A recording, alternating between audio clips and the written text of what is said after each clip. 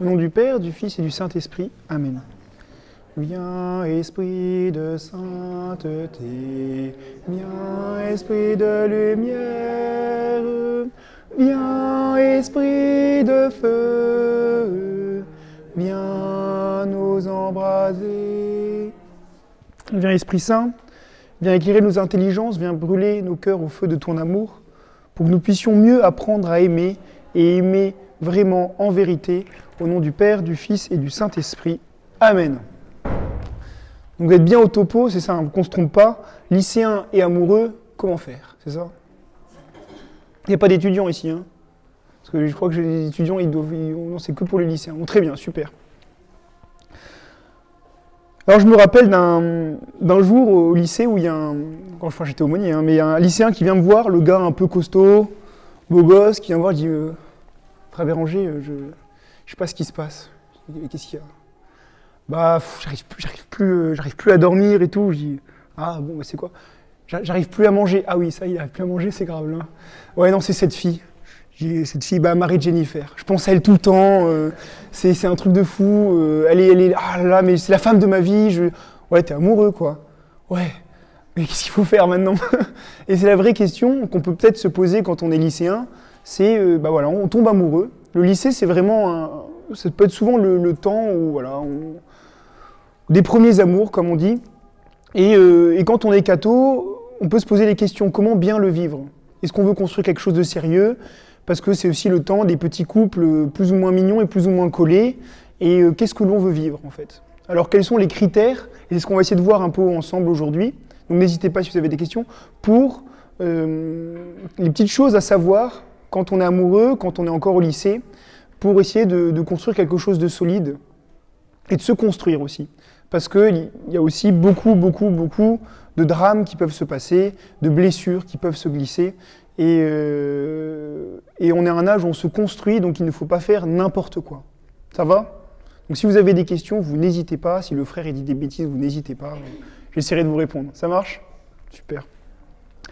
Alors, premier point à voir qui est très important, quand on parle d'être amoureux, c'est de bien savoir ce que ça veut dire être amoureux et de bien savoir quelle est la différence entre être amoureux et aimer.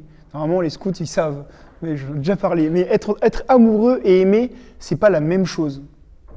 Ce n'est pas la même chose. Est-ce qu'il y en a qui savent quelle est la différence entre les deux ou pas? Oui, allez-y. Être amoureux, c'est un sentiment, aimer, c'est une décision qu'on prend, c'est un engagement. C'est de cet ordre-là. En effet, je rebondis là-dessus, être amoureux, c'est de l'ordre du sentiment, de la passion. D'ailleurs, je ne sais pas si vous avez fait attention, en français, c'est au passif. On ne choisit pas d'être amoureux. On tombe amoureux, ça nous tombe dessus, on ne l'a pas choisi.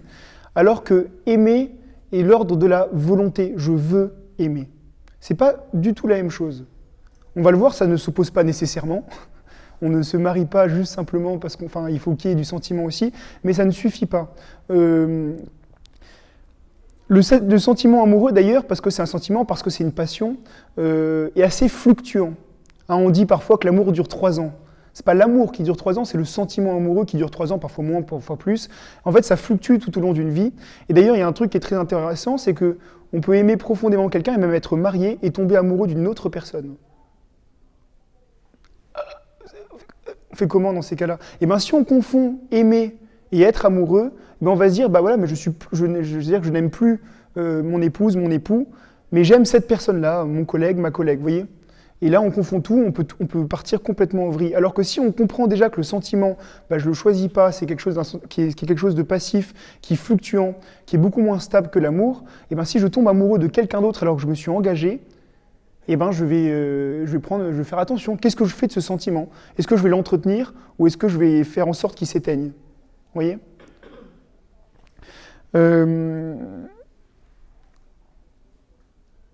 Dans le sentiment amoureux, il y a aussi quelque chose qui peut être un peu faussé par rapport à l'amour, c'est que on idéalise souvent la personne dont on est amoureux.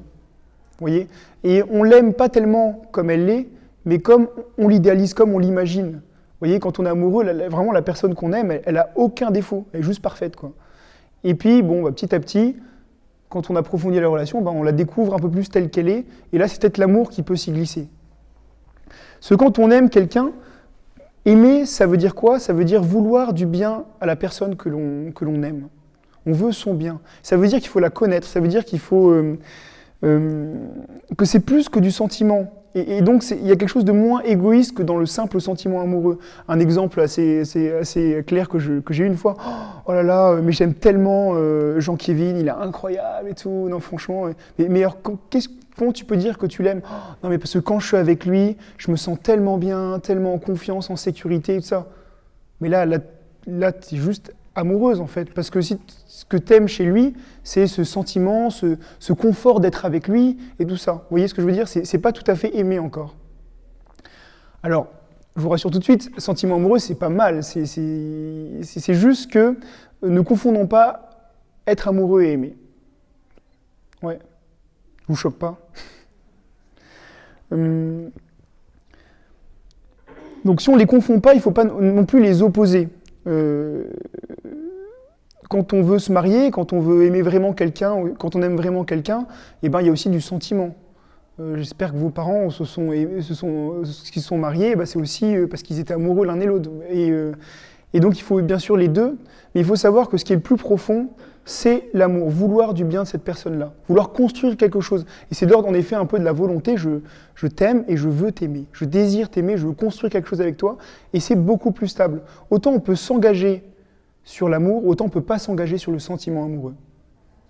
Et c'est vrai que quand on confond, on dit mais en fait le mariage c'est pas possible. C'est pas possible, comment je peux garantir que je serai encore amoureux dans 10 ans?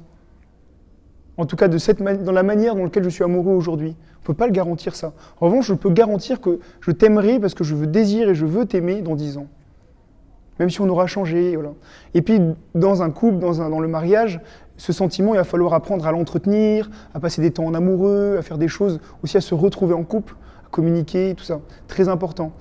Mais voilà, il y a une hiérarchie.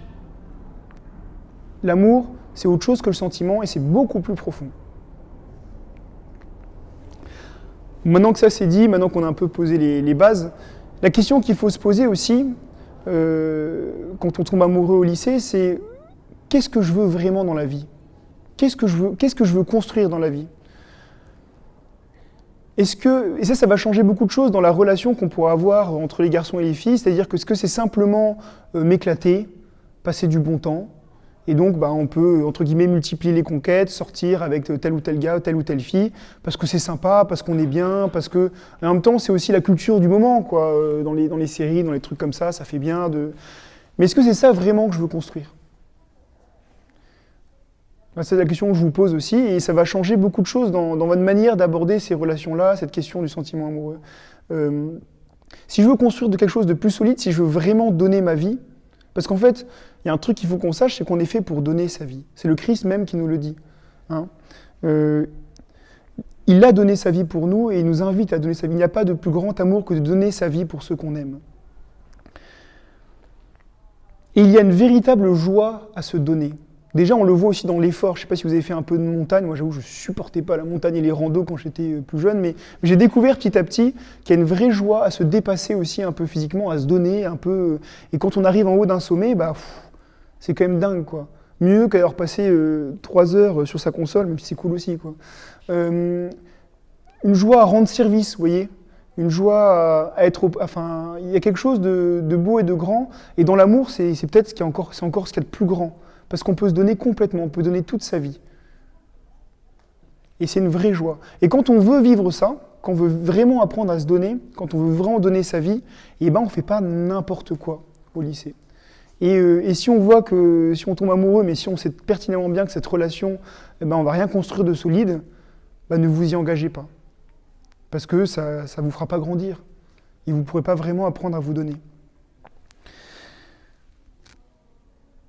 Mais si on doit donner sa vie, si on doit apprendre à donner sa vie, on ne la donne pas n'importe comment et avec n'importe qui. Il faut un peu de discernement, vous voyez. Et c'est les 3 critères qu'on va voir maintenant, et que je vais beaucoup plus développer que ces points-là.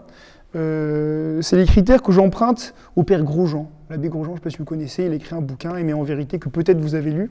Donc ça fera un petit rappel, mais à ma manière, à la manière Frère Béranger. Les 3 critères, c'est pas trop tôt, pas trop vite, et pas trop près. Alors, c'est facile à retenir.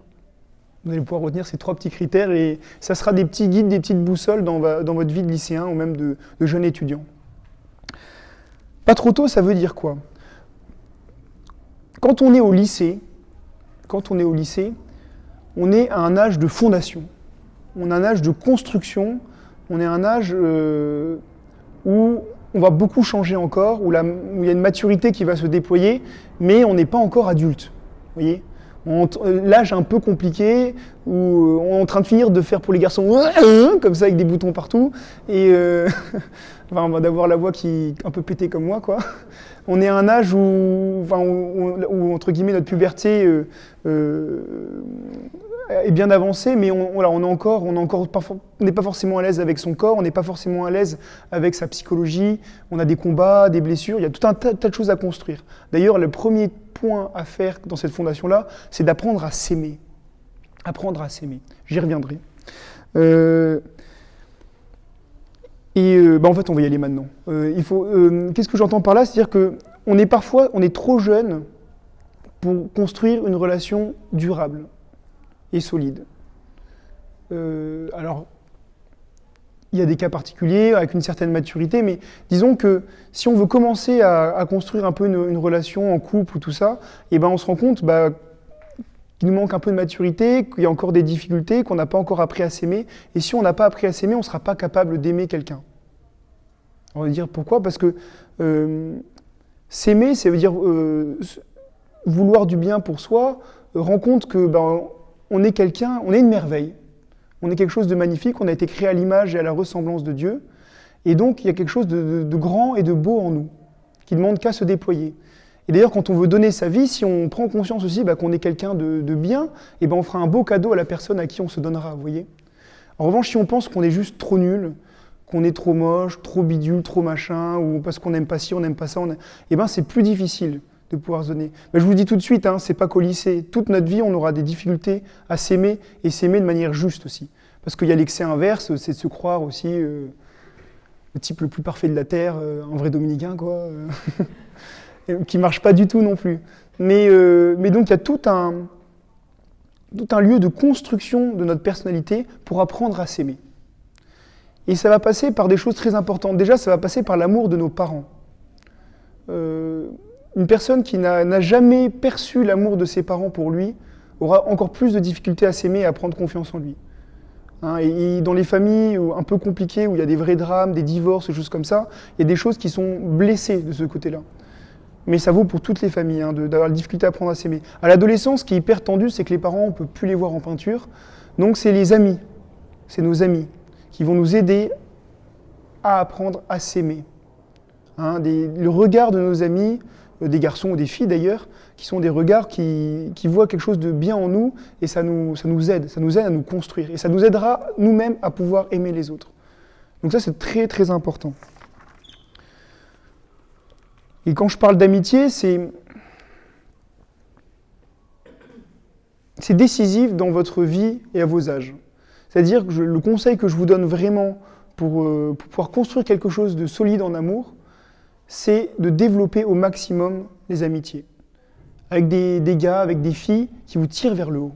Vous savez, il y a plusieurs groupes d'amis possibles. Il y a des gens où vous allez faire plein de conneries tout le temps, où vous allez vous abîmer. Il y a des gens vraiment qui tirent le meilleur de vous-même. Je ne dis pas que ça ne doit pas être ennuyeux. On peut faire la fête, on peut se marrer, et allez-y. C'est important les amis pour ça. Mais vous savez, des gens qui sont capables de vous dire quand ça ne va pas. Moi, je me rappellerai, je le raconte de temps en temps, parce que ça amuse un peu les gens, mais je viens d'une famille que de mecs, moi. Donc les filles, je ne connaissais pas très bien, je n'étais pas le type le plus délicat de la Terre, on va dire. Et quand j'étais étudiant, je sais plus, j'avais fait encore une blague bien lourdingue devant une fille, et il y a une de mes amies qui me dit « Béranger, je peux te parler 2 minutes ?» Je fais « Ouais, si tu veux ». Elle me prend un peu à part, elle fait « C'est pas comme ça qu'on parle à une fille, hein.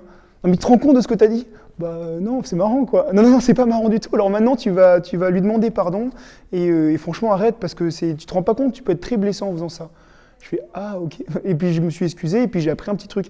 Et puis des gens, alors là c'est un exemple amusant, mais il y a aussi des amis, c'est ceux où quand ça va vraiment pas, quand vous êtes en difficulté, ils sont aussi là pour vous, vous voyez. Ils peuvent vous dire les choses quand ça déconne, ils peuvent vous soutenir quand ça va pas.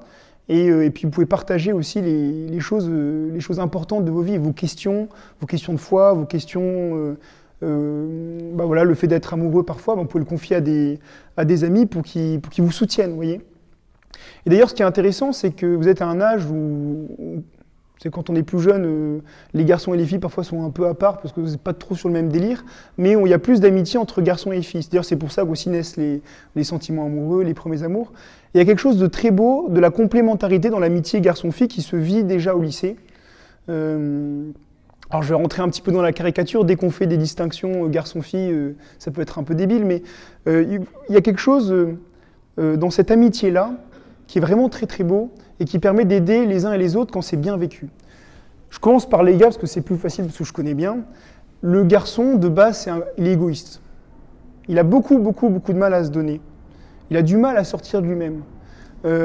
Et parfois, l'amitié avec une fille, avec des filles qui le tirent vers le haut, ça peut l'aider à sortir de lui-même, à se battre. Et je prends un exemple pour vous montrer ça qui est un peu rigolo, c'est qu'à la bibliothèque de Bordeaux, un frère m'avait raconté ça, il y a des couvents, du couvent des frères, il y a une petite salle où les étudiants ou les jeunes viennent travailler souvent. Et il avait remarqué que quand il n'y a que des gars qui bossent, il était derrière au fond, là, et il voyait ce qu'il y avait sur leur ordi. Donc c'était Insta, l'équipe, Rugbyrama, enfin du vrai travail un peu sérieux, quoi. Et puis il y a la charmante copine qui débarque, et là, hop, tout de suite, ils quittent tout, ils se mettent à travailler, ils sont à fond, comme ça, elle passe à côté, tu fais quoi? La géopolitique, du machin, tout comme ça. Je caricature un petit peu, mais il y avait un peu de ça. Pour mériter, entre guillemets, l'estime, le regard d'une jeune fille, le gars est prêt à se dépasser. Il peut avoir des gros combats sur la pureté, et puis maintenant, parce que je veux vraiment me donner, parce que je veux vraiment être un gars droit et solide, je vais me battre. Alors qu'avant, j'en étais incapable. Ça lui permet vraiment de sortir de cet égoïsme que beaucoup de garçons ont. Encore une fois, c'est une généralité, c'est pas du tout tous les gars, mais c'est important. Passons du côté des filles. Alors là, je vais reprendre l'exemple de la bibliothèque. Si la jeune fille rentre, il n'y a personne dans la bibliothèque, elle passe direct, elle va s'asseoir et puis elle se met à bosser. En revanche, si elle a un garçon un peu sympa, un peu beau gosse qui est là, elle va faire tout un parcours pour se mettre le plus en valeur comme ça, passer devant, tac tac, et puis se mettre pas trop loin, voilà. Et soit c'est direct, soit il y a tout un petit parcours qui est assez amusant. Parce que dans le cœur des filles, alors peut-être que je me trompe parce que je n'ai pas un cœur de fille, il y a ce désir d'être profondément aimé, préféré, choyé d'une certaine manière, et donc ils ont besoin aussi de ce regard des garçons pour montrer que vous êtes génial les filles, quoi. Et que vous n'avez pas forcément à vous rassurer en faisant une forme de séduction qui n'est pas tout à fait juste. Il y a une séduction des deux côtés bien sûr, hein, mais les filles ont besoin dans les amitiés avec les garçons que les gars puissent leur dire mais t'es une fille super chouette, quoi. T'es une fille super chouette. Et ça, on a besoin de l'entendre. Donc les gars, faut le dire. Et les filles, aider les garçons à s'élever et à se donner. Parce que c'est beaucoup plus dur pour eux. Vous voyez ? Il y aurait plein d'autres choses à dire sur ce truc-là, mais ce n'est pas l'objet du topo. Mais c'est pour vous montrer que ce temps, avant de vouloir sortir en petit couple, parce que le risque quand on est lycéen, quand on est amoureux, c'est qu'on va faire on voit beaucoup ça de petits couples, de lycéens tout collés, qui en fait se coupent un peu de leurs amis, sont un peu dans leur bulle, et ils passent à côté de beaucoup de choses.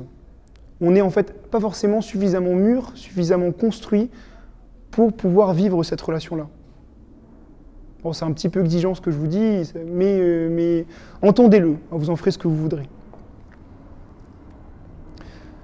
Donc quand je disais pas trop tôt, c'est parce que c'est un âge où il faut se construire. Donc peut-être attendre avant de partir sur une relation de couple et tout ça, pour se construire, apprendre à s'aimer et développer le temps des amitiés. D'ailleurs, c'est souvent au sein même de vos amis que vous pouvez tomber amoureux et construire une relation après, hein. Ça arrive assez souvent d'ailleurs. Ce qui n'est pas toujours hyper simple, la friend zone comme on dit, comment on fait, hein. Donc ça, c'était pas trop tôt. L'autre critère très important, c'est pas trop vite. Pas trop vite. On peut voir, ils sont à peine amoureux, 2 semaines après, ils sortent déjà ensemble. C'est quand même peut-être un petit peu trop rapide. On ne construit rien de solide et de sérieux sans de prendre de temps. Hein, les cathédrales n'ont pas été bâties en 2 jours, vous voyez. Il faut du temps. Et ça commence par éprouver son sentiment quand on est amoureux. Parce que qu'est-ce qui se passe si je suis amoureux juste 3 mois, qu'on commence quelque chose et qu'après tout s'arrête? On est embêté. Donc attendez avant de vous déclarer, attendez d'éprouver ce sentiment. Ça peut être très passager. Et puis, apprenez à vous connaître. Quand on veut s'engager, quand on veut donner sa vie, il faut se connaître. Parce qu'on n'aime pas vraiment quelqu'un si on ne le connaît pas. Et donc, c'est ce qu'on dit souvent aux couples de fiancés, dans les préparations au mariage, d'apprendre à se connaître. Apprendre à discerner. Parce que quand on est amoureux, l'autre il est parfait, et ça va être forcément génial. En fait, quand on creuse de plus près, il y a plein de points qui pourraient être très incompatibles.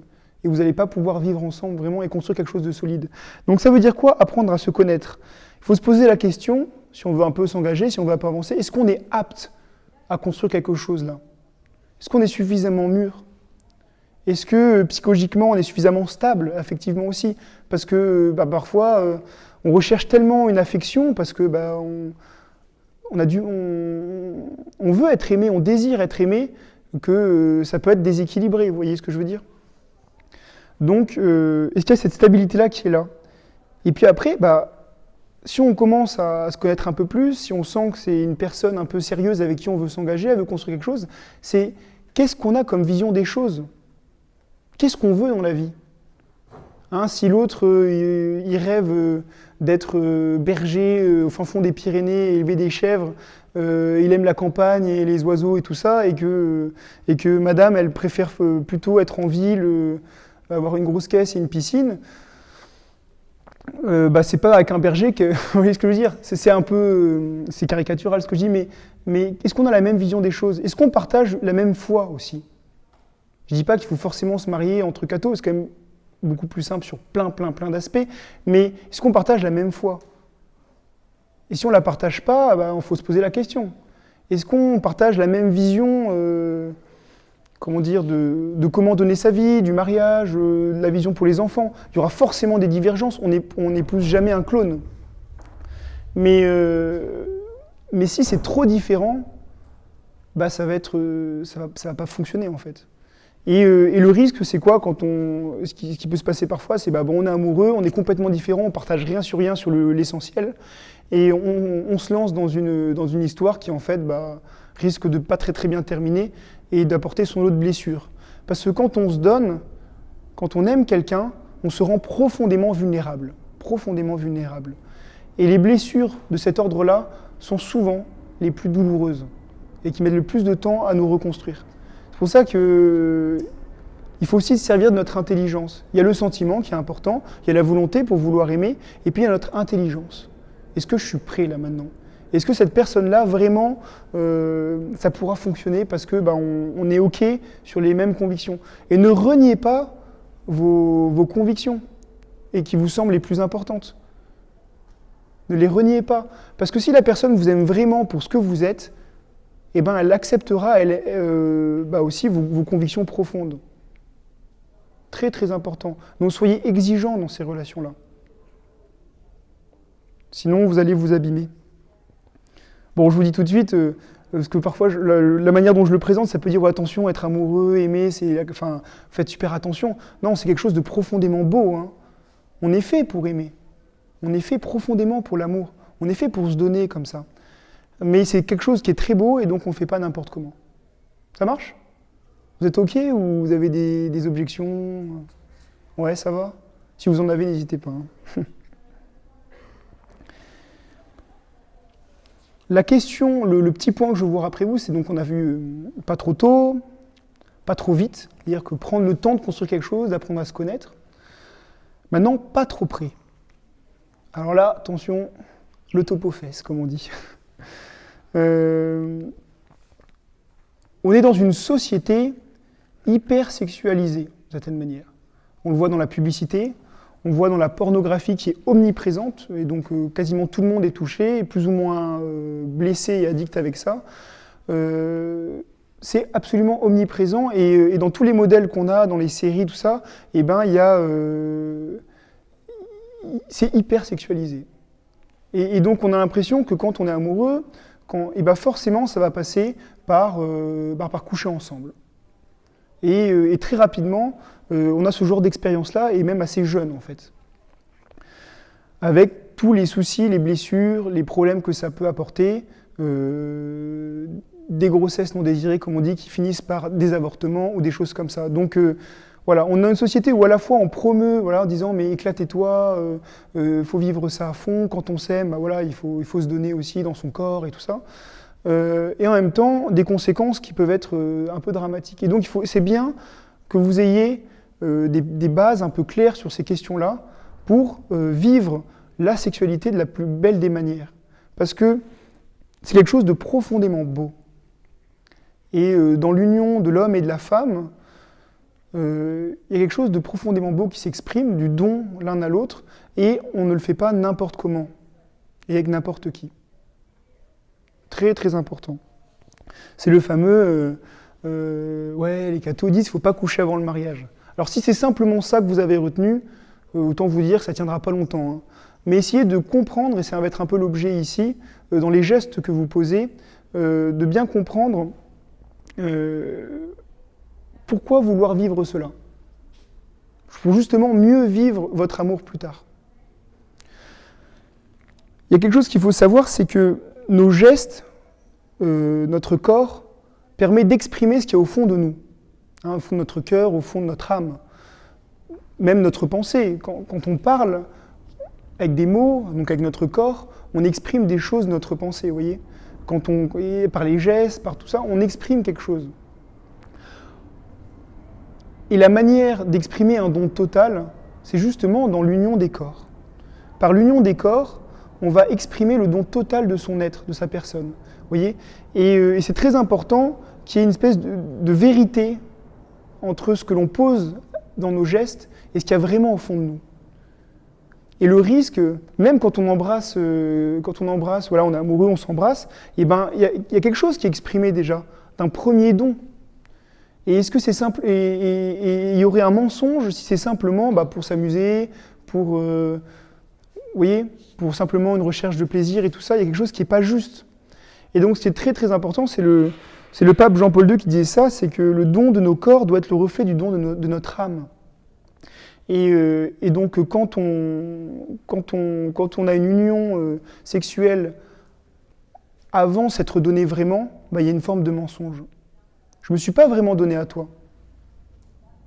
Alors on peut en avoir Et d'ailleurs ce qui peut être terrible, c'est qu'il y a ça peut être très ambigu, c'est-à-dire que, je sais pas, un des deux se donne vraiment, alors pense se donner vraiment, et l'autre pas du tout. Ce qu'il recherche, c'est simplement un plaisir ou quelque chose d'une expérience un peu forte, mais il ne s'est pas donné. Donc il y a des blessures très profondes qui peuvent se glisser là. Et une forme de mensonge, vous voyez. Bon, ce que je vous dis, c'est contraire à ce que vous entendez tout le temps, dans la société en général, mais j'ai fait un peu cette discussion-là avec des étudiants d'école d'ingé, pas du tout catho, et à la fin, ils étaient là, ah ouais, c'est pas si bête ça. Hein. Je sais pas s'ils le vivront, mais en tout cas, ça les avait fait réfléchir. Donc j'espère que ça va, je vous choque pas trop. Bon, chez les cathos, normalement, c'est à peu près... Alors, je vais vous donner plusieurs arguments, justement, pour essayer de comprendre pourquoi il y a quelque chose qui va vraiment pas quand on pose des actes sexuels avant de s'être donné complètement. Parce qu'en fait, le lieu où on se donne complètement, c'est pour ça qu'on ne dit pas avant le mariage, c'est justement dans le mariage. Pourquoi c'est dans le mariage ? Parce que c'est le moment où il y a un don sans retour. On se donne l'un à l'autre jusqu'à que la mort nous sépare d'une certaine manière. Et ce don total qu'on a donné le jour de notre mariage, on va l'exprimer et le vivre à travers aussi le don de nos corps, vous voyez, de toute notre personne. Avant, on n'en est pas capable. On ne s'est pas donné complètement, et d'ailleurs, ça peut s'arrêter tout de suite, la relation.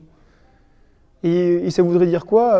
Moi, je me suis donné à toi, puis après, je me suis donné à toi, puis après, je me suis donné à toi, mais il y a quelque chose qui ne va pas. Alors, quels sont les arguments ? Donc ça, c'était le premier, mais...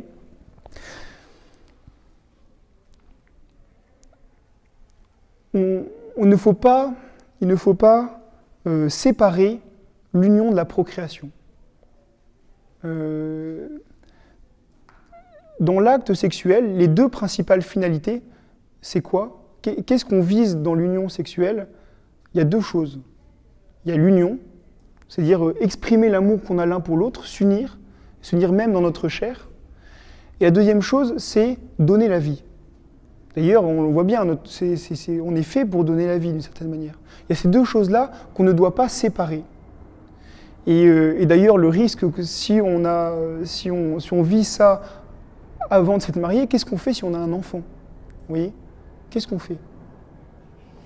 Donc, c'est ça qu'il faut avoir, c'est pas un acte anodin. On peut donner la vie. Et d'ailleurs, il y a beaucoup... Enfin, voilà, attention à ça, il faut en avoir conscience. Hein. Et c'est quelque chose de très beau, et donc on ne fait pas n'importe comment. Et justement, c'est dans le mariage où on peut le mieux accueillir la vie. La question du plaisir, d'ailleurs, j'y viens. Est-ce que le plaisir est une finalité d'une union sexuelle? Parce que c'est un des plaisirs qui est extrêmement fort. Est-ce que ça peut être ça? Est-ce que c'est ça que je dois viser? Eh bien, je vais vous dire non. Le plaisir ne doit pas être une fin, mais comme quelque chose qui vient couronner votre acte. Ce que vous visez, c'est aimer profondément cette personne-là, vous unir à elle et être ouvert à la vie. Et de là va jaillir un plaisir qui est très fort, qui sera profondément bon. En revanche, si c'est le plaisir que vous visez, qu'est-ce qui va se passer? C'est-à-dire que la personne avec qui vous vous unissez ne va être un instrument de votre plaisir, un objet d'une certaine manière. Et on ne peut jamais réduire une personne à un objet. C'est une personne qui doit être aimée pour elle-même et pas pour le plaisir qu'elle nous apporte. Vous voyez ce que je veux dire? On peut s'instrumentaliser mutuellement, mais il y a quelque chose qui est contraire à notre dignité profonde. Et c'est souvent le lieu de grandes blessures quand on vit ça. Et dans le mariage, il faut continuer à le vivre, ça s'appelle la chasteté. Ne jamais mettre la main sur la personne, l'aimer pour elle-même. Voyez? Et dans le mariage, on doit vivre chastement aussi, parce qu'il y aurait des risques aussi de rechercher que le plaisir, même chez son époux, son épouse. Voilà, il y a un truc qui n'est pas juste. Ok? J'ai l'impression que je... Bon. Il y a un autre argument qui me semble assez juste aussi, c'est que, admettons, vous voulez construire vraiment quelque chose de solide. Là, vous arrivez, vous commencez à être étudiant, vous sentez que il y a une certaine stabilité, vous êtes assez grand, assez mûr, vous savez à peu près ce que vous voulez faire dans la vie, et puis voilà, vous êtes amoureux, c'est réciproque, vous commencez à construire quelque chose avec Marie-Jennifer ou avec Jean-Kévin. Vous avez pris votre temps, vous avez discerné, vous sentez que vous avez quand même sur l'essentiel des convictions partagées, et on avance.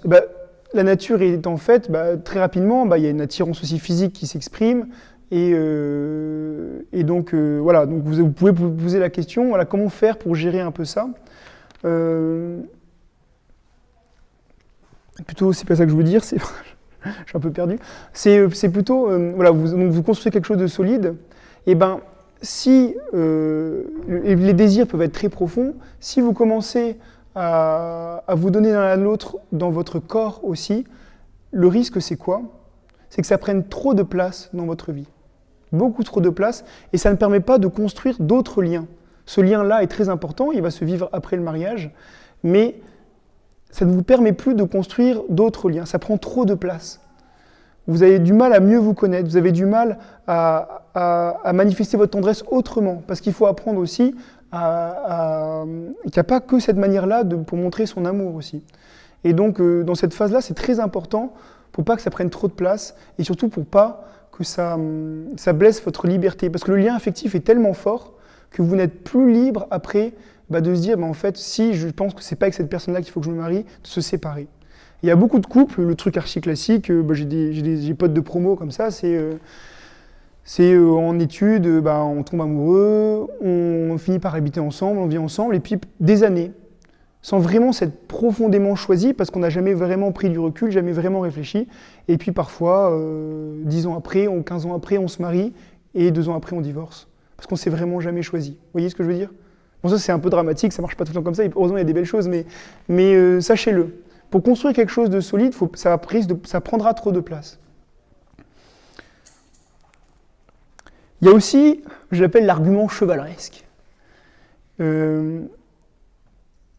C'est un peu vieux jeu, mais je trouve qu'il y a quelque chose de très beau à pouvoir dire à la personne avec qui on va vivre toute sa vie, qu'on va chercher à aimer toute sa vie, eh ben je me suis gardé pour toi. Et je me donnerai qu'à toi. Il y a quelque chose qui est quand même... c'est assez noble là-dedans, sachant que je vous dis tout de suite, c'est pas parce qu'on a eu des relations sexuelles qu'on peut pas vivre ça non plus.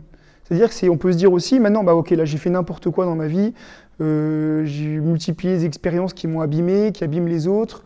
Maintenant, c'est ça que je veux vivre. Voilà, d'apprendre à dire aussi de me garder pour toi. Pour toi parce que je veux me donner à toi pour toujours. Vous voyez ? Et c'est une très très bonne école pour plus tard. Parce que c'est difficile de maîtriser le désir sexuel, c'est très difficile. Et si on apprend, avec ce qu'on appelle la tempérance, à gérer le mieux possible ça, et ben ça vous aidera plus tard. Et le jour où vous tombez amoureux de votre charmante collègue de bureau, et ben si vous avez autant pendant vos fiançailles appris déjà cette tempérance-là, et ben ça sera beaucoup plus facile pour ne pas faire n'importe quoi et détruire votre famille. Vous voyez ? J'ai l'impression que là, je vous tue l'ambiance, là. Si vous n'êtes pas d'accord, allez-y, hein, dites-moi. Hein. Je veux pas être, je veux pas être moralisant à vous faire la leçon de morale. C'est juste que je veux que vous viviez, je veux que vous soyez heureux. Je veux que votre amour soit le plus beau possible. Et que je veux pas que vous soyez blessés, abîmés. Et apprendre à vraiment devenir des hommes et des femmes heureux, épanouis, qui peuvent se donner vraiment, d'accord ? Et j'en ai un peu marre, c'est pour ça que j'en parle un peu de ça, de voir des lycéens très très abîmés par leurs expériences, par ce qu'ils ont vécu, et parce que sincèrement, ils s'étaient donné là, ils voulaient se donner, ils voulaient aimer, et puis ça finit pas très bien, vous voyez ? Donc c'est pour ça que je vous fais tout ça. Hein. Et donc, un conseil là-dessus, soyez un peu prudent. Mon frère, je comprends pas, on était tout nus dans le même lit, puis si vous êtes tout nus dans le même lit, la nature étant faite, vous savez comment ça terminera. Je ne sais pas si j'arriverai à me rappeler exactement de cet exemple, mais imaginez, vous marchez dans la rue, et vous sentez la bonne odeur de la chocolatine. Mais vous savez que c'est vendredi saint, il faut faire des efforts, et qu'on jeûne, et que manger une chocolatine, ce serait pas dingue quand même, quoi. Donc vous dites, non, il ne faut pas que je mange la chocolatine. Il y a plusieurs solutions. Soit vous partez, et puis entre guillemets, ça s'arrête tout de suite. Soit vous vous dites, non, je vais juste rentrer dans la boulangerie, et sentir l'odeur de la chocolatine, mais après je pars. Bon, vous faites ça, c'est quand même plus difficile de partir. Puis après, non, mais je vais acheter la chocolatine pour la manger demain. Bon, et ainsi de suite. Et puis après, à la fin, vous mangez la chocolatine. Bon, vous comprenez un peu le parallèle, mais on n'est pas des chocolatines, ou des pains au chocolat pour les Marseillais. Mais donc, soyez prudents aussi dans les gestes que vous posez. Ça va très vite. Ça va très vite. Notre nature est faite pour ça. Hein. Donc il faut apprendre à savoir poser des limites, à être clair sur ces questions-là, vous voyez, pour ne pas vous mettre en situation un peu en danger. Ok ? Donc, retenez sur tout ça, c'est que vos gestes que vous poserez, mais ça vous prouve vraiment tout, hein, doivent être le reflet de ce qu'il y a vraiment au fond de vous. Et donc, pas trop près quand on est amoureux et lycéen. Parce que vous n'êtes pas encore capable de vous donner complètement l'un à l'autre. Ouais. Bon, j'ai fini en gros, mais si on récapitule, si je refais un petit peu le plan de tout ce que j'ai dit jusque-là, et après je vous laisserai poser des questions. Bien comprendre, quand on est amoureux, que c'est pas la même chose qu'aimer. Et que c'est l'amour qu'on doit construire, qui est l'ordre de la volonté, qui est beaucoup plus stable, beaucoup plus durable, et sur lequel on peut vraiment s'engager, vouloir le bien, je t'aime et je veux t'aimer. Je veux t'aimer. Et pas simplement je suis amoureux. Bon, évoquer les deux aussi, hein, mais ça, c'est le premier point à retenir. Deuxième chose à retenir, c'est qu'est-ce que je veux de ma vie? Est-ce que je veux simplement m'éclater, m'amuser? Dans ces cas-là, bon, bah, faites comme la société vous le propose. Ça voudra pas, à mon avis, ça ne vous rendra pas heureux, mais voilà. Ou est-ce que je veux vraiment donner ma vie? Est-ce que je veux vraiment donner ma vie? Et donc, si je veux vraiment donner ma vie, je fais ça, comment dire, de manière intelligente, réfléchie, posée, et pas n'importe comment. Et donc, d'où ces 3 critères que je vous ai donnés, pas trop tôt, apprendre à se construire, apprendre à s'aimer, à développer des amitiés, pas trop vite, éprouvez votre sentiment, apprenez à vous connaître, hein, pour mieux vous aimer, et pas trop près, que vos gestes soient le reflet de ce qu'il y a au fond de votre cœur. Amen.